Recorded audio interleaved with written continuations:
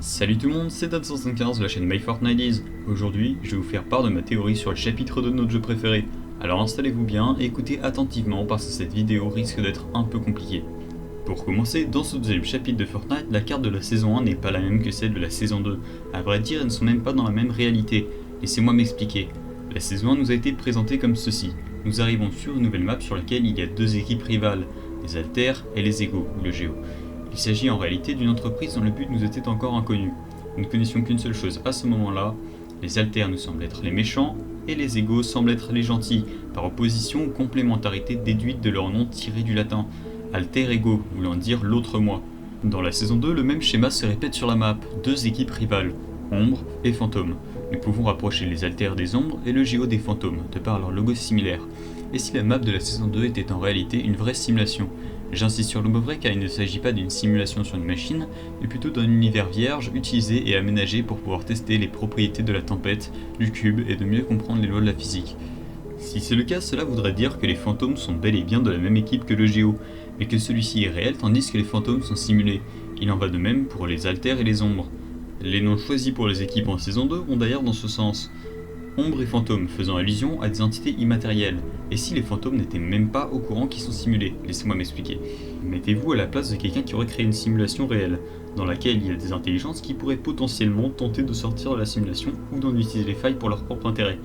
Le moyen d'empêcher ce cas de figure serait de maintenir les intelligences dans l'idée qu'ils sont dans le monde réel. Pour cela, le recours à une société chargée du maintien de l'illusion de réalité est important.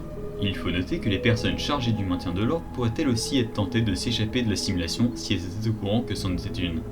Voilà la raison pour laquelle les fantômes ignorent l'existence de Géo, qui lui est bien réel. De ce fait, on pourrait penser que les ombres sont simulées eux aussi, mais qu'ils sont entièrement conscients qu'ils le sont. Dans cette optique-là, on pourrait penser qu'à partir du moment où les tests se sont faits sur des consciences, une partie de le Géo se soit détachée pour une question d'éthique, s'appelant de manière ironique Alter, s'opposant au nom Ego, Alter Ego. Mais certains d'entre eux seraient restés chez le Géo pour servir d'agents infiltrés au profit des Alters. Et parmi eux, certains seraient entrés dans la boucle pour prévenir l'existence de la simulation et auraient créé les ombres, par opposition aux fantômes. Midas aurait vu sa fille comme une sorte de complotiste, car il faisait partie des fantômes et sa fille faisait partie des ombres, mais aurait fini par lui aussi prendre conscience de l'existence de cette simulation. Sans révéler son changement de position à ce sujet, il aurait créé en cachette, grâce à une énergie qu'il aurait découverte sous terre, une machine servant à empêcher la tempête de se refermer, et donc la boucle de se reformer. Sa machine avait pour but de casser la boucle, mais comme nous avons pu le voir, cela a paru fonctionner mais n'a finalement pas changé grand chose, à part la tempête. Midas ayant lancé sa machine, tout le monde a finalement pris conscience du fait qu'il croit en la simulation. Il a donc changé de camp durant les 2 jours suivant l'événement. La map diffère de la saison 2 à la saison 3 également. Suite à l'événement du chapitre 2, la fin de la saison s'est terminée avec une tempête d'eau qu'on pourrait qualifier de tsunami fixe. N'ayant pu rétablir la tempête de base, Violette devenue mur d'eau, le Géo a été contraint de créer une nouvelle réalité, simulant la suite logique du tsunami fixe. Une map entièrement submergée, ne laissant dépasser que les reliefs les plus hauts. Dans cette réalité, Midas a été remplacé par sa fille, transformant ainsi l'agence en l'autorité. D'autres changements ont été aménagés sur la carte. Certaines villes qui auraient en principe été submergées y apparaissent flottantes. Dans cette carte, nous pouvons observer le même schéma, les deux équipes apparaissent, mais les ombres semblent avoir pris le dessus avec l'autorité. La saison 4 arrive, l'océan a repris sa hauteur d'origine et les villes flottantes ont repris leur place d'origine, sans qu'on ne puisse apercevoir le fait qu'elles aient été détachées du sol. Ce qui peut nous faire douter, ont-elles réellement été détachées du sol? Peut-être pas dans cet univers. Les deux équipes semblent avoir disparu, peut-être une réalité dans laquelle on aurait gardé uniquement les personnes maintenues dans l'ignorance. Une simulation dans laquelle les espions infiltrés des Alters ont été expulsés ou éliminés. Voici une simulation qui a priori se porte bien. Nous pouvons observer dans le ciel une lueur violette. Des failles s'ouvrent sur la map et des super-héros venant d'un autre univers en sortent. Des livres d'univers différents apparaissent sur la carte suivis d'une grande parcelle d'univers, remplaçant totalement Frenzy Farm. La lueur violette dans le ciel semble se rapprocher et laisse peu à peu apparaître la silhouette de Galactus, le dévoreur de mondes. À la fin de cette saison, Galactus détruit entièrement le centre de la carte et en sort le Nexus, dont on avait perdu la trace depuis la saison 10. Tous les super-héros arrivés sur la carte nous aident à combattre Galactus, et Iron Man révèle qu'il a piraté notre réalité pour nous aider à le combattre, ce qui renforce l'idée qu'il s'agit d'une simulation. Comme vous le savez, le point 0 a fait sa première apparition à la fin de la saison 8. Point zéro est stable, il est sphérique et n'a donc aucune fin à sa paroi. Cependant, Galactus ayant utilisé en saison 14, tout comme le robot en saison 9, la majeure partie de l'énergie du Nexus l'aurait endommagé. Le point zéro n'est plus tout à fait sphérique et comporte des fissures, des failles. Ce qui fait que sa paroi a désormais une bordure, il est donc instable. Un objet trop proche de cette bordure provoquerait un trouble et le Nexus finirait par s'effondrer sur lui-même, comme la plupart des ponts interdimensionnels ayant une fin à leur paroi, plus communément appelées les failles. Car oui, la seule différence entre le Nexus et la faille est que le Nexus n'a pas de bordure à sa paroi, il est donc stable, contrairement aux failles.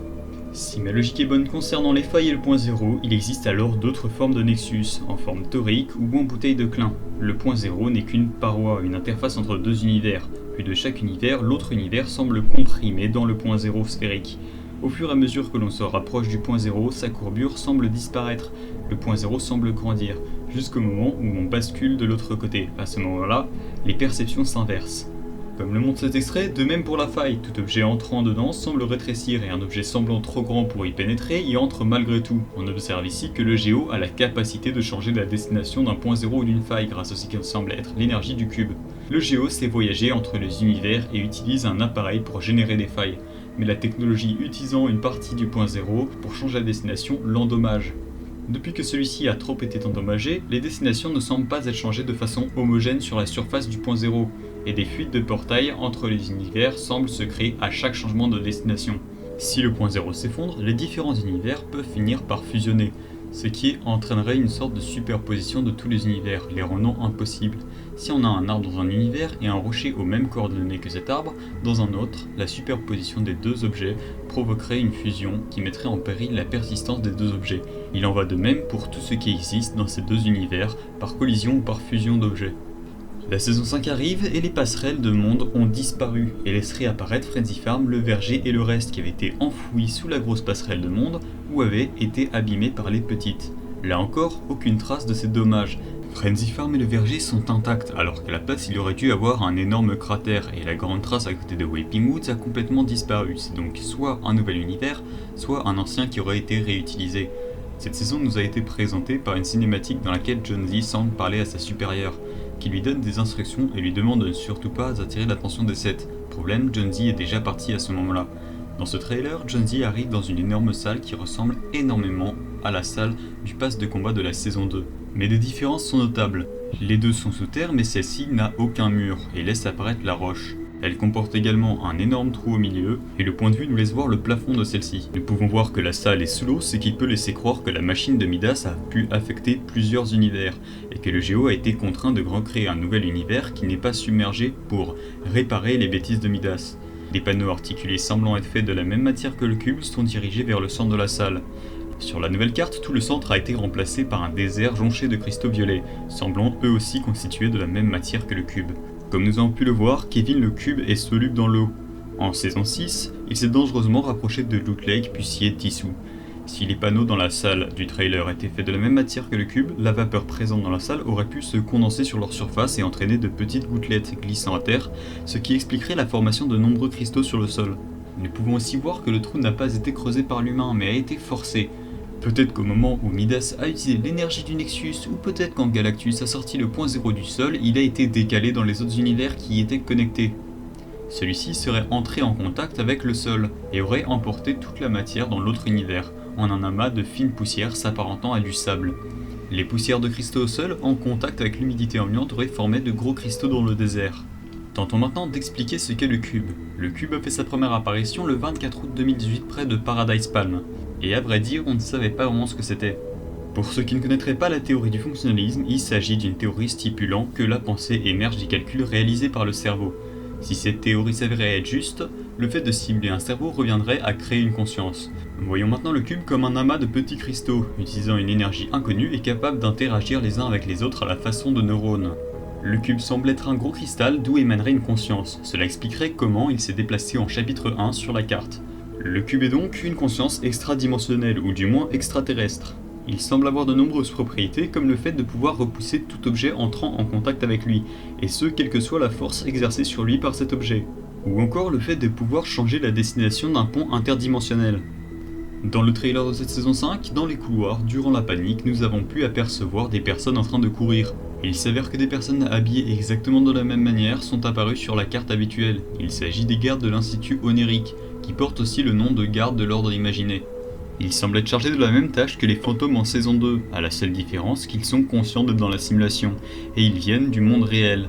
Ils sont donc envoyés dans la simulation pour faire régner l'ordre. Notez que leur nom est très important, Institut Onirique ou Ordre Imaginé, qui comme pour Fantôme et Ombre montre qu'ils font bel et bien partie d'un monde imaginé, d'une simulation. Nous pouvons aussi faire le rapprochement entre les Gardios et les Exécuteurs, dont le but était de faire régner l'ordre. Les Exécuteurs, les Fantômes et les Gardios ont donc eu la même mission. D'ailleurs, que ce soit en anglais Imagined Order ou dans sa traduction française Institut Onirique, les initiales des gardes sont IO.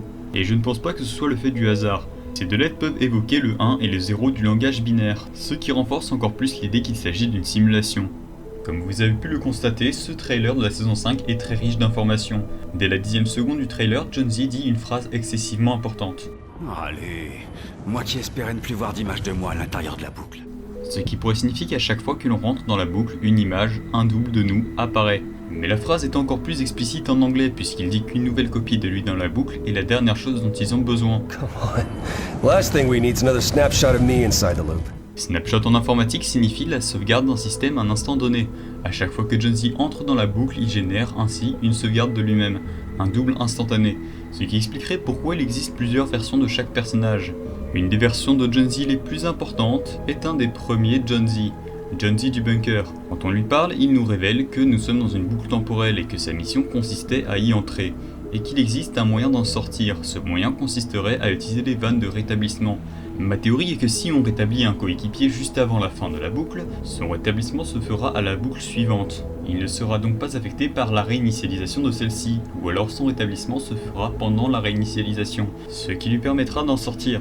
On apprendra aussi que John Z du bunker a extrêmement peur de Midas. En effet, si on vient lui parler en tant que Midas, il nous suppliera de ne pas le frapper. Peut-être Midas a-t-il utilisé la violence pour récupérer les informations nécessaires à son évasion de la boucle. Pour en revenir au set, ayant raccroché trop tôt pour entendre l'information indiquant qu'il ne doit pas attirer leur attention, John risque à chaque action qu'il accomplit de se faire remarquer d'eux. À chaque fois que John utilise son appareil à faille, il abîme de plus en plus le Nexus. Le visiteur ou l'un des autres sets risque de s'en apercevoir et de l'empêcher d'assurer sa mission. Pour les sets, la destruction du Nexus signifierait la fin de tout l'univers.